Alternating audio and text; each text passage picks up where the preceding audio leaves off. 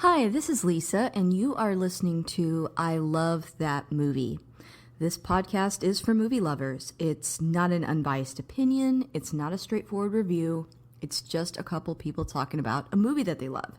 The format is each week I have a guest, and that guest and I discuss a movie that they love, something they're obsessed with, something they connect with. We'll talk about the plot, the director, and the actors, but we'll also talk about the personal connection my guest has with that movie. So if that sounds like something you want to listen to, keep listening.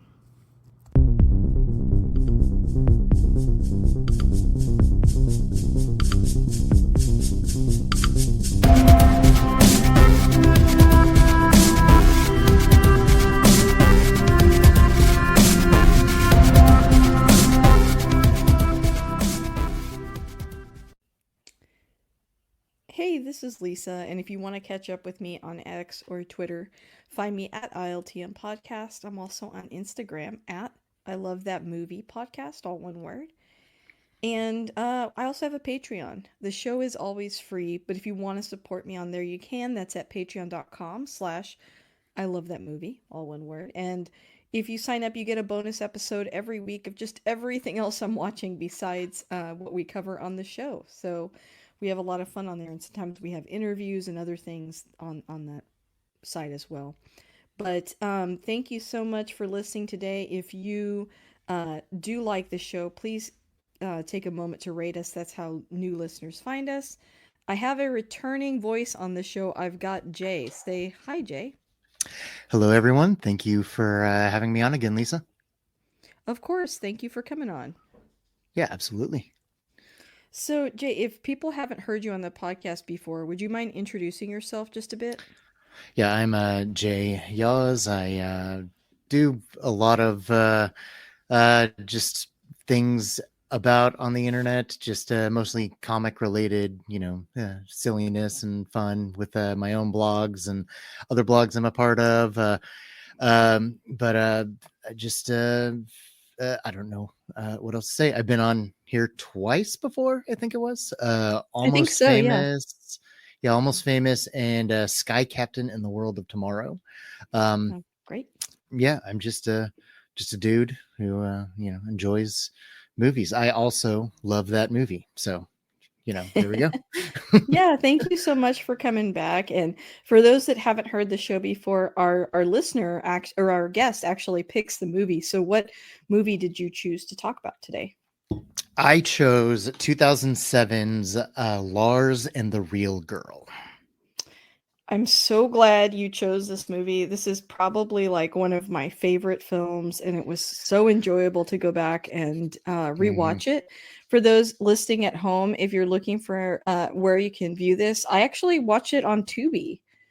So if which is a free service. So if you want to log on to Tubi, you can find it on there. So you kind of already mentioned, this is one of your favorites, but when did you first see this movie? I actually saw this movie in theaters back in 2007. Whoa. Yeah. Um, I don't remember how I heard about it. Back then, I would go to movies either with friends or even on my own, like a lot. Just, sometimes for something like this, that was a little more off the beaten path.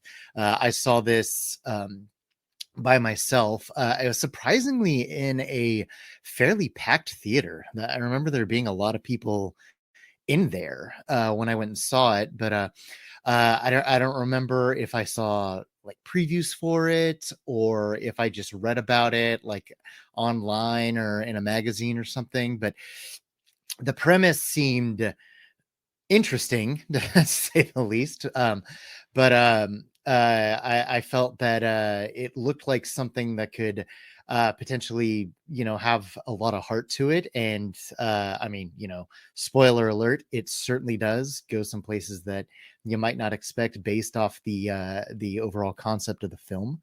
But yeah, I saw it in theaters. Absolutely loved it. Back then, I would do a yearly top 10 film rankings of everything I saw because I saw a lot more movies back then than I do now. And that was if it wasn't my number one spot, I think it was tied with Juno which I really liked. But this edges out, and in fact, not even edges out. I like this. I've come to like this more and more over the years, and it's held firmly in the top spot as just one of my favorite, definitely underappreciated films to come out in, you know, the past 20 years or so. I would agree with that. I remember my experience with this movie was actually, I think my dad actually was like, "Hey, you should watch this movie." My dad or my uncle, and both would be a surprising source to tell me to watch it, just based on, the picture of Yeah. the cover and like what you kind of know it's about. I was like, "Yeah, I don't think this is going to be for me." And he was like, "No, no, you got to see it."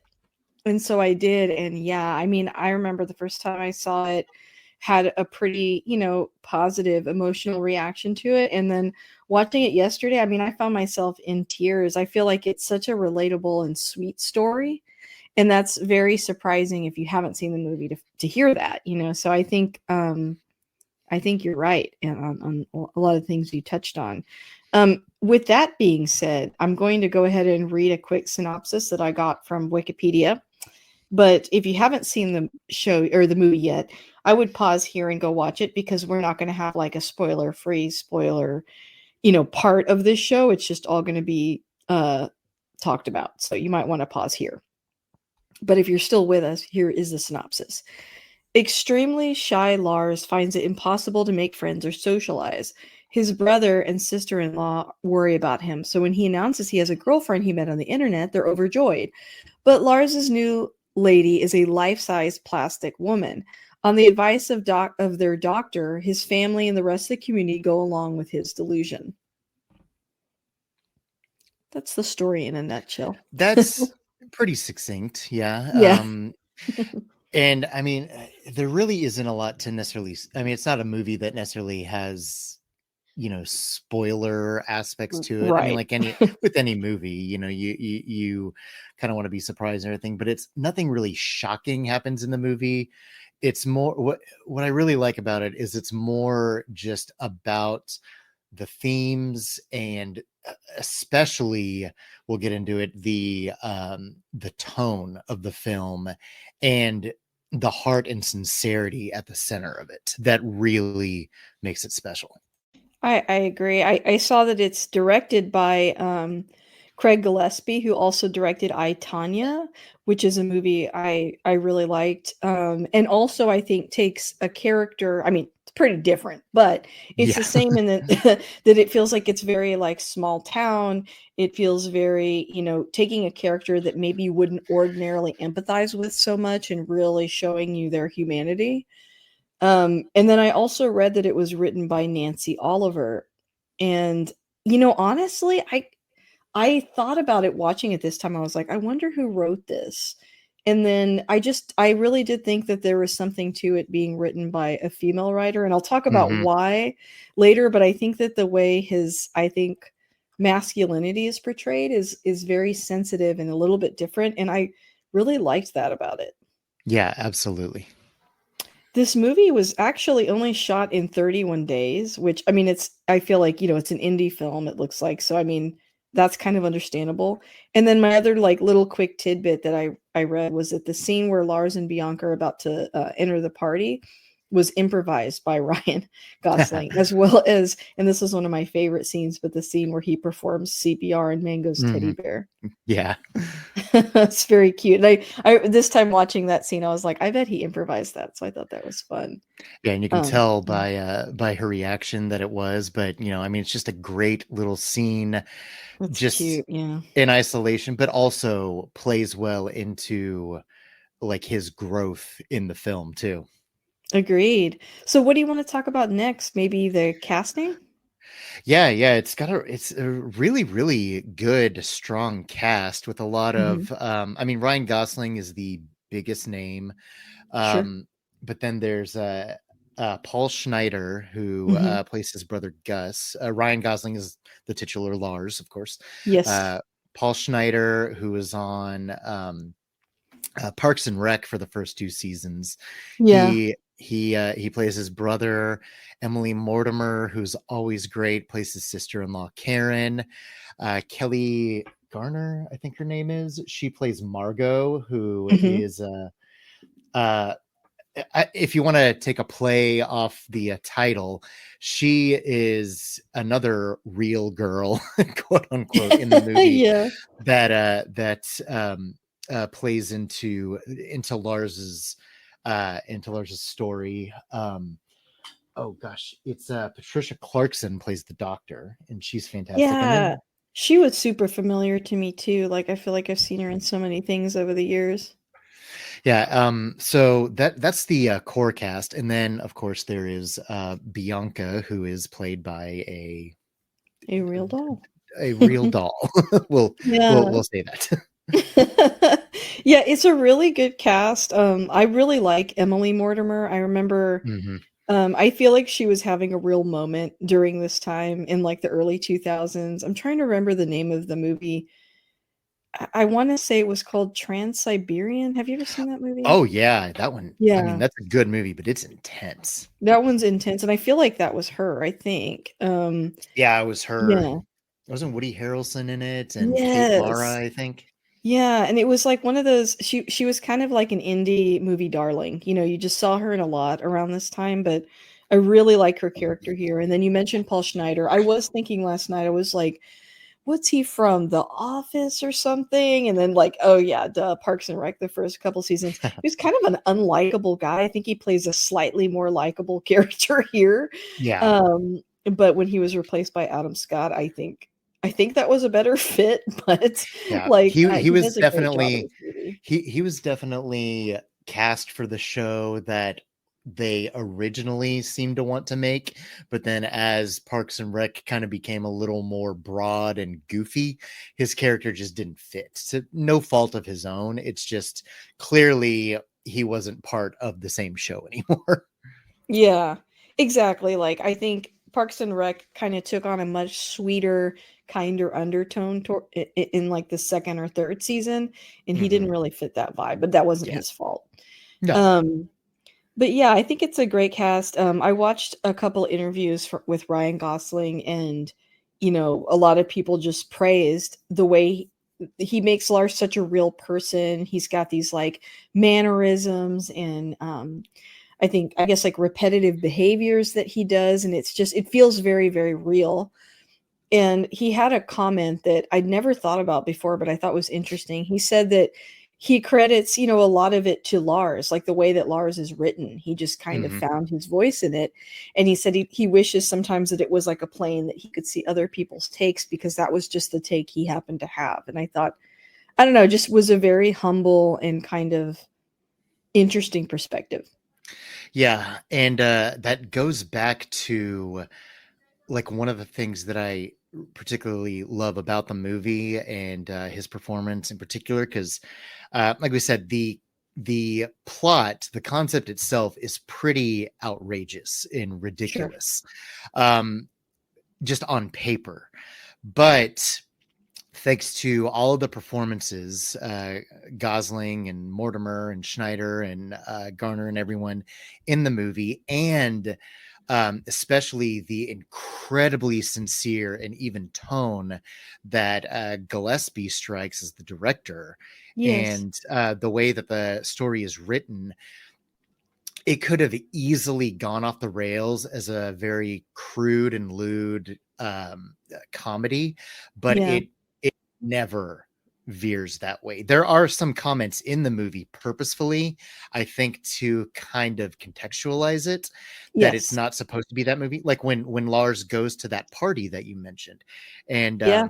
yeah, I mean to maybe not backtrack a little bit, but to just kind of give some context for movie, like you said, Lars is kind of like emotionally stunted and Yeah. shy, and honestly he's grief stricken and just doesn't know He's stuck. Yeah. how to relate to people, how to Mhm. break out of his shell. And his sister-in-law really tries to kind of bring him into the fold. He lives in their garage outside in their backyard, and Mhm. she's always inviting him for dinner, always tries to do these things, but he keeps himself shut off.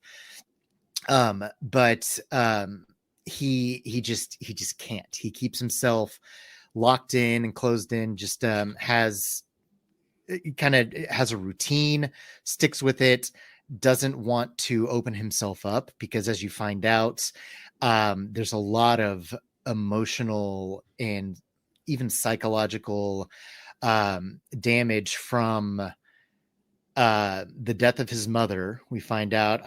Yeah. I don't know if it's explicitly stated, but it's strongly hinted that she died in childbirth. Um, Yeah. and then the fact that his dad, I don't think that the movie wants us to think that he was abusive necessarily, but he didn't know how to process his own grief. Right. So Lars, as a child and growing up, didn't know how to process his grief either. So I think Lars felt like it was his fault his mom died. And because of that, he can't open himself up to anybody. He can't, he physically reacts to people trying to give him affection. Mhm. Um, he just doesn't know how to process it. So, like you said, he has this delusion, but not necessarily in a bad sense, in that he orders this doll off the internet and effectively has this relationship that he's able. I don't know if this is the right way to say it, but that he's able to be in control of, so that he can process his own feelings and grief, and someone that won't leave him, won't Yep. react negatively against him. And so that way, subconsciously, he can bring himself out of his own. Um, and even, I don't want to say like a mental illness, but I mean, you could see this as the whole movie as just a parable of anyone with any sort of um, obsessive compulsive disorder, Mhm. which I suffer from, or even just processing grief, or not being emotionally and socially stunted, not being able to relate to people. So, I mean, long story short, Lars orders this doll, whom he names Bianca, comes up with this story. Everyone goes along with it, and they pepper in a couple of references like at this party, to where some of the guys make a couple of crude jokes, but Lars completely shuts that out and then just stares at Bianca from across the room with a little smile on his face, um, shutting out any sort of negativity about his relationship with her. Mhm. And that's also the Gillespie telling us this is what the movie's about. This isn't Yeah. supposed to be silly, funny, haha. It's a guy who has a love doll, and ooh, isn't that gross? This isn't what the movie is, and the movie acknowledges that and wisely goes that route, because this could have gone off the rails, but it never does. It Yeah. never sidesteps. I think there's a perception, and I'll admit that it's something that's concerned me before around the concept of a real doll. It's like, we have this problem in society about, maybe objectification of Mm-hmm. another human being. And in some ways, the fear, I think, of our society, myself included, is that, is that healthy to have a literal object, Right. that represents women, right? And so I think that, and there's a group of people, like, I watched, I think, a documentary about it a long time ago. I think it was directed by a woman. I can't remember what it was called, but it was basically about the dark side of that. Mm-hmm. And I like this movie because it presents like a different side. Like, what if this is the reason? And then another thing I liked about it was, I think, when we're children, we do a lot of play that's part of our development. Hmm. because we're sort of practicing for being an adult, right? Like, you know, maybe we have a play set with a little house and we pretend like we're taking care of our house. You know, a lot of people have like little baby dolls and they're kind of acting like mimicking what their parents do. And, you know, that's like healthy and good. And it, like you said, I think Lars was abandoned twice. I mean, once by his mother who died, and then it sounds a little bit like his father too. Yeah. Like you said, we don't know what happened, but we get the sense that he wasn't emotionally available. Yeah. And so Lars was never able to process any of his grief. Um, Three times instead he actually, because his oh, yeah. brother, or remember Oh, his that's brother right. Good said, point. yeah, I left you with him and I shouldn't have. So Yeah. yeah, that just popped into my head right there when you said No, no, abandoned. you're absolutely right. He mentions that specifically. And I think there's so much empathy towards every character in the film. Hmm. Like I remember this time rewatching it, I was a little bit more angry with the brother. Like I was like, I can't believe he's making his wife, like he's almost acting like it's her job to connect to his brother. And like, Yeah. why is he putting all that emotional labor onto her? But then when you get to that scene, it's like, oh, because this is a family of people that can't process their emotions and she's picking up on that. So she's like trying to help him because she knows that they need help, and she's like going, she loves her husband obviously and cares about him, and so she's going out of her way to help him see that something's wrong because he's avoiding things too. Yeah. Gus avoided everything, like Yeah. like you said, whereas Lars internalized everything. So they both had the same kind of emotional that. And I mean, I don't know if any of the terms I'm using are not, PC or what are appropriate for these kind of things. And I don't mean that at all. It's just, the first things that come into my head. So Sure. um Yeah, no, I understand. but yeah, like emotional, like he has this emotional baggage, this Yes. damage, and they both processed it differently. Yeah. Gus just left it all behind and tried to pretty much brush it away, whereas Lars internalized it to the point that it stunted his growth as a person. Yeah, and I think I kind of like started talking and then got off on my one of my little tangents, but I will say what I was trying to come back to is like that version of play that we do as kids. I Mhm. feel like that's what he's doing with the real doll. Like she's standing in for people and he's Oh no, using totally. her to like process and talk to her, and he's really kind of talking about himself, and he's finally able to like open up to people to actually go to the doctor and seek help through her, Hmm. and that's really what the movie's about. I mean, he clearly has, you know, some sort of psychological disorder, but then I think he's also got probably PTSD just from what happened Hmm. to his mother and what happened to him. I mean, he says at one point in the film, you know, I just want them to treat her like she's normal. Yeah. Oh yeah, And that really stuck out to me because yeah, this watch, because it'd been a while since I watched this movie too. But yeah, that line really stuck out to me, for that reason, that it's like Lars, even if he's not directly acknowledging it, he's hinting that, this, I mean, Bianca is almost like some sort of, I don't know, if like an avatar or something, but yeah, she somebody is. Yeah, that's supposed to be a stand-in for him so that he can allow others to help him. yeah, Because even the doctor, I think it was the doctor, I can't remember if it was the doctor or his sister-in-law. I'm pretty sure it was the doctor though, who said everything that happened to Bianca was initiated by Lars. yeah, So if she got sick, Lars is the one who had this. And I mean, she even told them at the beginning of the movie, in a kind of the exposition scene sort of, but also it had a really funny line in there when she was talking to Gus and Karen about how he has a delusion. She says, just go along with it. yeah. Because it's not hurting Lars, it's not hurting anybody else. The worst thing is when Gus says, well, everyone's going to laugh at him. And then the doctor says, and you.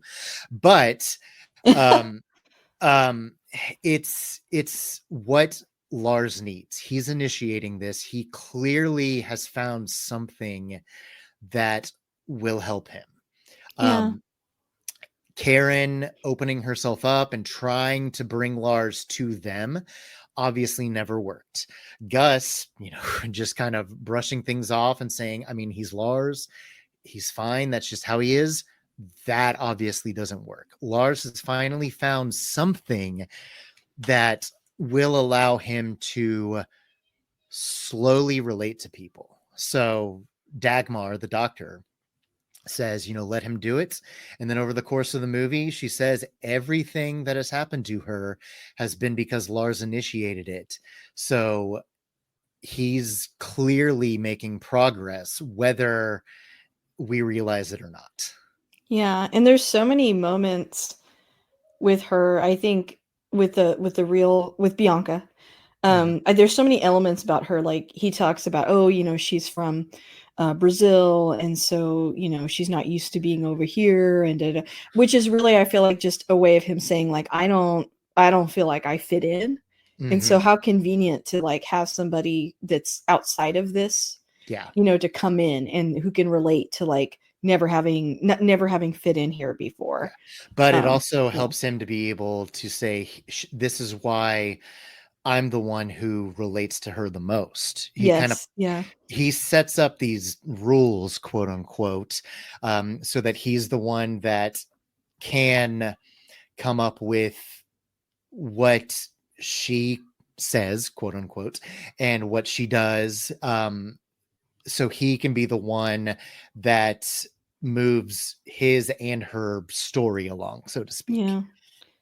And there's I think there's like an elephant in the room with the movie that they address pretty quickly, like you said, where they talk about like, oh, is she anatomically correct? And like you said, the movie could have gone a different way, but I Yeah. think it's very strategic in that it wouldn't happen for Lars and this real girl because we find out that you know his mother died in childbirth. He fears her getting pregnant and dying in childbirth, and Yes. so that's really the crux of why he can't have a relationship with a woman, because he fears her getting pregnant and basically dying.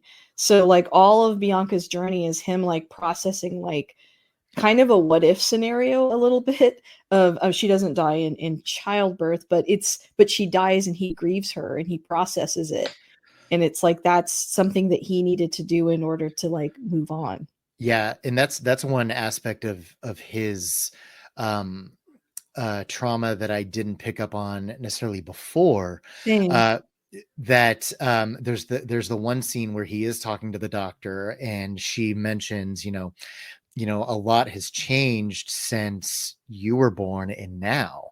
And he's he's scared for Karen because she's pregnant. His Oh sister-in-law yeah, is that's pregnant. right. That's I, right. I I don't think Yeah, not I don't Bianca, remember if we sorry. mentioned that, Yeah. but it's almost like the her becoming pregnant is what set this in motion for him, because You're right. for the longest time it was um just that he just didn't know how to just relate to people and allow himself to be shown affection. Yeah. But now that Karen, someone he does care about, is pregnant, he's terrified that the same thing that happened to him and his mother will happen to her. So that's another layer of um, his trauma, is not just emotional abandonment, but just being scared for somebody else that he cares about, that it's going to happen all over again. Yeah, it was so traumatic for him. It's like he doesn't want to get close to anybody because they could die.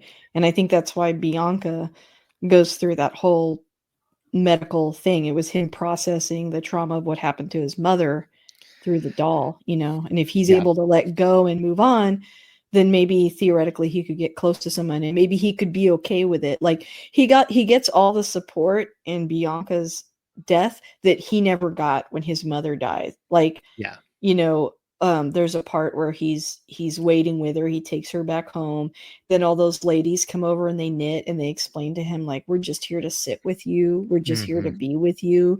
And it's really, really touching, because that's going to happen to all of us in one form or another, or has happened, I'm sure, by now. Is that you're going to have these moments of grief and you need so much support. And I think that's, again, something that pulls you into Lars's world, is like, even if you don't relate to him as a character, like, everyone can relate to certain aspects of what he goes through. And you see how important and essential it is to have that support during that time, because, it, otherwise, I think what happens to Lars happens to people. They grow up without the ability to process things, without the support they needed. Yeah, and I love that the community is, of course, I mean, a little taken aback, a little shocked at everything, but ultimately, because they love and care for him, they show him that grace and that sincerity of realizing this is what he needs to get help, so we're going to help him get help. It's caring for somebody else, even if you don't fully understand the situation. They know that that's what he needs, so everybody in the community, and not even it's not even in a necessarily corny way either, because there are some aspects where people are kind of shocked and taken aback, like the when he first brings her to church, and everybody just kind of especially Margot, she just kind of stares because he had told her that she has a girlfriend, or he has a girlfriend, and then she just kind of stares when the choir sits down and everything, and she's like, okay, but nobody treats him less than because of it. They know it's what he needs, so they just show that compassion to him, and it's really, really, again, I keep coming back to the word, but it's a very sincere movie. It has its heart on its sleeve, and it loves and cares for the characters. It never looks down upon anyone. I'm sure I realized this the first time, or maybe I didn't, but I really like the way that they get you to realize that you're like Lars too, in some ways, with what's going on at his job, with the guy in the cubicle with the action figures and the girl with the teddy bear. Hmm. It's kind of saying, in a lot of ways, we do have avatars that we connect with, whether that's, starting some sort of collection with literal dolls of people or Yep. bears or whatever it is, that we actually kind of sometimes use. There's a conflict between two of his coworkers, and they're sort of using, like, one guy's like, you stole my action figures, and then she's like, you hung my little bear. It's like they're using those objects to argue with each other and not actually face what it is that they're upset about. I don't think I Yeah, noticed and that I the mean, first time. yeah, and back to a point you made earlier, it's they're doing the same thing Lars ultimately does, just on a smaller scale, and not nearly as um I don't know, like visible necessarily, not nearly as obvious, but they have these items of affection that they hold on to. Margot has her little teddy bear. His, let's face it, obnoxious cubicle mate has a bunch of action figures Yeah. that are little pieces of comfort, pieces of joy that they have, that that they hold on to. And Lars is the same thing in Bianca. It's just a different manner that they express the need for those.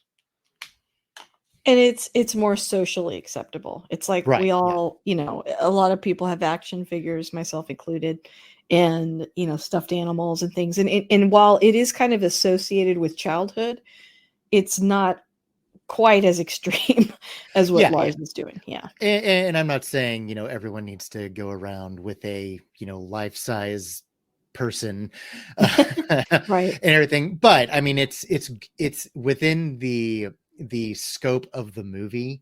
Mhm. um they're really, really good parallels to say, like you said, that everyone has something like this in a way. We all have something like that. Like I have tons of action figures and everything right behind me as we're recording, that it's not anything that I necessarily hold on to as these are like my comfort pieces and everything, but it's still something that I'm like, you know what, this is something I enjoy, this is something that can help me, you know uh, I can collect these and even play around with them a little bit for when I am a little stressed out, because even if I get aggravated at work and everything, just taking a little Hot Wheel or an action figure or something just to kind of de-stress and everything, just to play around with it, really helps.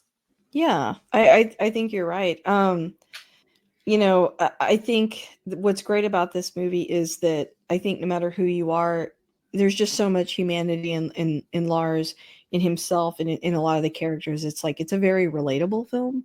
Mm-hmm. I found myself relating a lot to it this time, and like I said, I was in tears. I was like, "This is just so nice. I love this." Yeah. What are What some of your favorite scenes? I was about to say, one of the scenes that always stood out to me is kind of the crux of Lars finally moving out of his shell, is the bowling scene when Yes, that's such a cute scene. I mean, Margot is just so warm and, I mean, frankly, Yeah. adorable. She's a Yeah, very she's so sweet cute. character. She's kinda like Um, him too. She's a little bit different, a little bit odd, I guess you could yeah, say. I hope that's the right term, no, I as mean, like you were saying earlier, but she's a little bit, and she seems a little bit childlike, almost like he is. yeah, and he it's really cute leading up to it, because she asks if he wants to like go bowling, and he says, well, Bianca has a school board meeting, and she's like, oh, okay, but then he takes a beat and says, I mean, after I drop her off, I'm free. So he kind of moves into, and I mean, there is a romance there, but it's not just about them having a romance. It's not just a matter of um what he needed was a girlfriend necessarily. It was overall He more just that needs Lars, human connection. he Yeah. which like in that scene, he and Margot, they bowl, and then even like I said, going back to how the movie has some people make some crude comments, none of the people are treated as bad guys, That's true. because They're treated humanely. It's like, okay, maybe they say stupid things sometimes, but they're full human beings. They're yeah, not just like bullies in his life or something. because a couple of those guys that made a couple of those choice comments come into the bowling alley, and they're turned away because it's full, but then they say, oh, hey, Lars, let's come play with you, and then they all just have a great time together, they just have fun. And then at the end of the scene, when Lars and Margot are talking, she uh there her facial expressions in it, when Lars is like, I would never cheat on Bianca, she gets a little angry, which I kind of appreciated, because I mean, nobody is going to be like, she's not necessarily doing this to get Lars to break out of his fantasy he's having, but it's almost like she was like, he throughout their bowling game seemed like he was coming out of his shell, he was allowing himself to be more outgoing and be more affectionate with people. um and then when he kind of go doubles back into this, she gets a little upset, like, is this really working for him? But then she kind of steps back and says, I would never ask you to do that, I would never do that myself. But then when they start walking outside, he takes his glove off so that they can shake hands, which was a big turning point for him, because before Yeah. that, when he was at the doctor, anytime she would put like a finger on his arm, he would say, I can manage that. She would kind of put a couple more fingers on there and he would kind of flinch. But then if she put like her whole hand on his arm, he not like violently reacted, not that he got violent with the doctor, but he, backed away very quickly and very harshly because he just couldn't handle physical intimacy of any sort. So allowing himself to even shake hands with someone definitely showed that, yeah, he is starting to make progress in that area. Yeah, I think, going back to the bowling scene, he kind of, like you said, the guys that were kind of rude or ostracized him a little bit, it's like all they needed to see was him out in the world. It's like his proximity to someone else that seems quote unquote normal. They're kind of like, oh, well, we know him. We take advantage of this opportunity, but it's like the more he like leaves his house, the more he's more accepted by society, I think, than he knows. And Yeah, so, exactly. yeah, go ahead. Well, no, no, that's exactly it. Because even a little, I think it's a little bit later, when Karen kind of gets angry with him, and she's like, Lars, we're doing this because we love you. Yeah, Everyone here I loves loved you. that part. I cried watching that Yeah, part. It's yeah. so It's sweet. like, this, we're doing this to help you, and you can't see that. It's like, yeah, Lars needs to kind of be control control. Sorry about that. No, you're good. Lars, is quote unquote in control of the story, but he's not the only one that it affects, and he's not the only one that has a part of it. Karen saying, like, yes, you have brought Bianca into our lives, but Bianca is in our lives too, and you are in our life. And we're doing this because we want to help you. And it's funny when she's like, Bianca is not petite, and she is a big girl, and I've had to put her in her wheelchair and everything. So it's just it's great that the movie doesn't treat Lars as a saint in everything he does. It does call him out a little bit on the fact that he it can be, and again, I don't want to, I'm going to tread lightly here and don't want this to be misconstrued, but there is, I mean, yes, some could be seen as some selfishness with his perspective of like he's the only one this affects, but it's not. Other people are involved, and other people want to be involved too. Like, they're not just doing it out of duty or anything. They're doing it because they love Lars, and they want to help him however they can in this story he's living through right now. Yeah, I agree with that. I think that it's almost like saying, just because you have trauma and some real things doesn't mean that you shouldn't be considerate of how others feel. And I think Yeah. that's something that he's so trapped in his grief, he hasn't really taken a moment to consider how it affected his brother, how what's happening now is affecting everyone, including his sister-in-law. So I think that was a good point to add to the movie so that he could gain a little bit of perspective. And it acknowledges that, when someone is really struggling, their support system struggles too. Yeah, exactly. But yeah, I really like that. I really like the scene where he's kind of shuffling off to where he lives, and before we find out she's pregnant, the sister-in-law like tackles him in the Oh, snow. yeah. And it's really funny because he has an excuse every time not to come over, not to eat with him, not to do anything, and she literally tackles him in order to make him come. And I thought Yes. that was really, really funny. Yeah. Because again, that shows that she wants to help, she just doesn't know how. So at first she will go to any extreme to try to get him to open himself up, even just to come inside for dinner. Yeah. I like that. I love all the scenes with the doctor too. She's so deeply compassionate and understanding, and she asks like perfect questions that Yeah. help him kind of come out of his shell a little bit more and more. And it's like, I think she picks up on, like we've talked about earlier, that really he does want help. He does want to get better, and he wants to change. He just doesn't know how to do that. Yeah, and she, I mean, she goes along with, I mean, she says, she's, Bianca's very sick. So this, this might take a while, but we don't know how long it will take for her to get better. So she knows that, she establishes right then that she knows what Lars needs and says, we don't know how long this is going to take, but, you can come back. You'll need to come back for as long as we need for quote unquote Bianca to get better. Yeah. Another scene I really liked, and this is like kind of to explain my comment earlier where I said, "Did a woman write this?"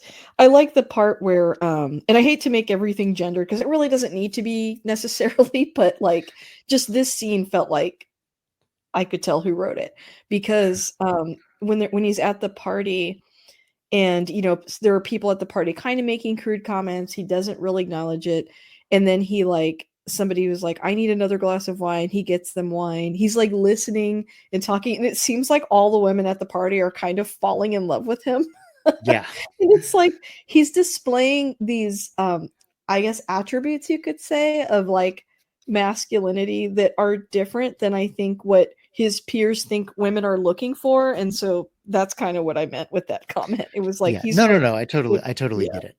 And it's kind of like saying like he would be appealing, and here's why. Like it's yes, he's a little I guess different, but they like how sweet and genuine he is and Exactly. vulnerable, Yeah. and it's really it does a cute scene, I thought. And again, I mean, that's the whole movie. It's sweet and it's genuine. Yeah. It's never cynical or condescending about any of the characters, the situations, anything. Yeah. I also like the when he talks with his brother and his brother finally admits like I left you behind. That wasn't cool. I'm so sorry. It's like the first time he's ever really honest with Lars, Hmm. and Lars just I love his reaction. He just looks at him and he just goes, "That's okay." Yeah. He's just kind of like he doesn't he I think his brother realizes in that moment that Lars never blamed him, which was really something his brother needed to hear. Yeah. And there are other, I can't remember if it's that same scene or if they're separated by some screen time. But when Lars asks, what, when do you realize you're a man? And at first, he kind of hints that is it, you know, physical intimacy, let's say, and Yeah. he's like, I need to know, um, almost so he can not is almost so he can completely dismiss that aspect of it because Lars almost knows that Yeah, that's I not think you're what it right. is, but he needs to hear it from someone else. And then Gus says, it's when you do the right thing, you realize what the right thing is to do, and you do it, um, no matter the cost to yourself. And then so that there's that, and then that goes into later that conversation where Gus apologizes for abandoning him, saying, I shouldn't have left you. We lost mom and dad had a broken heart and he didn't know how to process it. And I just left and I shouldn't have. Yeah, yeah. It almost saying like I didn't act like a, in air quotes man that time. Yeah. Yeah. Yeah, I thought it was really really interesting. And like you said, it's both a vehicle to prove that Lars isn't a creep, but it's Yes. also to show like what he's going through and what the character is going through. I thought, Yeah. yeah, that was really thank you for mentioning that. That was Yeah. good. Yeah. There's just so many, honestly, great moments throughout the film.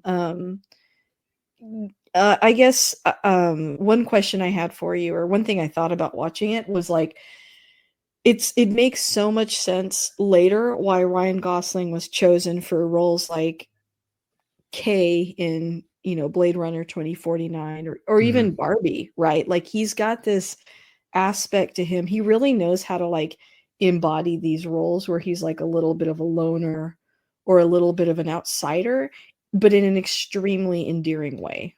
Yes. So I was like, man, I really see some elements. Like he's got this look to him too, where it's like he both looks like a handsome guy, but he also just kind of looks like somebody that maybe you worked with or went to school Yeah. with. Yeah. Like he looks very like I guess, guy next door Yeah, also. yeah. I don't know anyone else that I could see playing Lars appropriately, like the way he does. Agreed. Agreed. It's just such a nuanced performance, but also like it's he's a little he's got his quirks and all that stuff, but there is an earnest sweetness to him Yeah, that we see the whole time, and it makes him so easy to like, which I think that's why, I mean, I remember reading an interview that like he was chosen for Ken for that same reason. It's like he's kind of got to be a little bit of a like a clueless himbo in the movie, but yeah, also someone that you care about and yeah, has humanity, you know, yeah. and he did that so well. Again, sincerity. That's the Yeah, like with the movie itself. He I mean, he's a sincere actor. He yeah. doesn't look down on the role. He doesn't wink at the camera. He knows that what the character needs and what the movie needs in it, and it works perfectly because of him. And whenever you see interviews, it's just so refreshing because he just kind of is like, I don't know, I just acted. Yeah. Like, Oh yeah. I love that. He's kind of like Mia Goth in that way. Whenever people are like, "How do you come up with these like twisted characters? How do you do it?" She's like, I act. Like, Yeah. no, I'm not gonna. It's just a job. Like, it's fine. I love that. I love it Yeah, when I actors think can I be think that it real. was what's her name? Sandra Hüller, who Mhm. was I think she was nominated for Best Actress for that Anatomy of a Fall movie Oh yeah. this past year. I think someone asked her, how did you embody this character? How did you bring it to it? And she's like, I read the script. And It's like I did my job. yeah, which I mean, we won't get into a thing about method acting Yeah. versus, whatever. But I mean, it is nice to say, that there are those different ways of approaching a role. Some actors just like, I read the script, I knew what it needed, and that's how I performed it. I also read that Ryan Gosling treated Bianca like a real person, so I guess Yeah, he method acted, but in a yeah. not creepy way. I think it was like a method movie because Yeah. apparently I think she had her own handler, she had her own trailer. When she wasn't in a scene, she was in her trailer and everything. Mhm. So yeah, they treated the doll like an actual um actor, like an actual actress in the film. And Wow. apparently you may have seen this too, but apparently over the course of the movie her complexion changes. They use different Oh. face sculpts almost, with like her makeup comes off, and then as she quote unquote gets sick and dies toward the end of the film, she has sort of a green pallor to indicate that she is approaching her last days. Wow, I did not even notice that. I'll have to watch it again. I was actually thinking last night, I was talking to my husband about it, and he was like, "Oh, I don't think I've ever seen that." I'm like, "What?" Like, I was tempted to rewatch it right then, but, I'll have to watch that again and look for that. That's really cool. What about this movie, I guess, do I know, like, there are some scenes, like the scene where he's getting really upset at the doctor's office about the possibility of something. I Mhm. definitely, I struggle with anxiety, and so that scene to me Yeah. felt kinda relatable. But just curious, like, d is that a reason why you connect with this movie? Are there things that you find relatable about it? Yeah, it's just I mean, to not to just put too much of a blanket statement or sound like in a dismissive way, but everyone has their own anxieties, everyone has their own Yeah, hangups, everyone has their own, I mean, issues, for lack of a better term. sure. So seeing a movie like this that treats a if it's not a mental illness, I mean, you could easily say, okay, well, that's not totally me there, but I do have something like that. And seeing someone, working through it and other people loving them and working through it, and also being able to say, this is how I can treat people in my life who are working through those things. Apparently, I read up that a lot of faith-based like counseling organizations will use this movie as a reference for helping people through like grief or trauma or Wow, that's psychological damage, great. which is really cool. It's very Um, interesting. Yeah, and like you said, whether it's that specific thing that you're struggling with or not, there's many aspects to what he's going through, like grief, that we're all going to experience. So, Exactly. yeah. Even if we aren't going through what Lars is going through, in a way we are either Lars at some point or we're Lars's community. So the movie is a great way to say, here's how you can here's what you can do no matter who you are. Because again, like I said, the movie has the perfect tonal balance. Craig Gillespie never, ever, ever takes one wrong step, which could have easily happened, um, no matter who was directing this. So, to say that, this is you or this could be you as Lars, the community, or both. I just love that it is earnest and honest and sincere about the way it says this is how we should treat people and allow ourselves to be treated in these situations too. Very well said. I don't think we've talked about this scene yet, but one more scene that I want to talk about is, what's your take on the scene where he's singing? Oh man.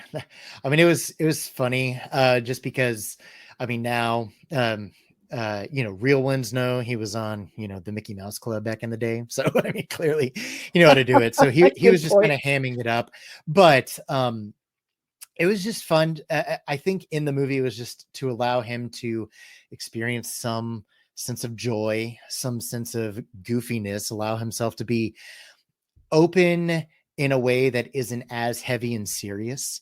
Just allow him to let his guard down for someone, even if that someone in this case was an inanimate figure. He could still just be silly, and he allowed himself to be silly.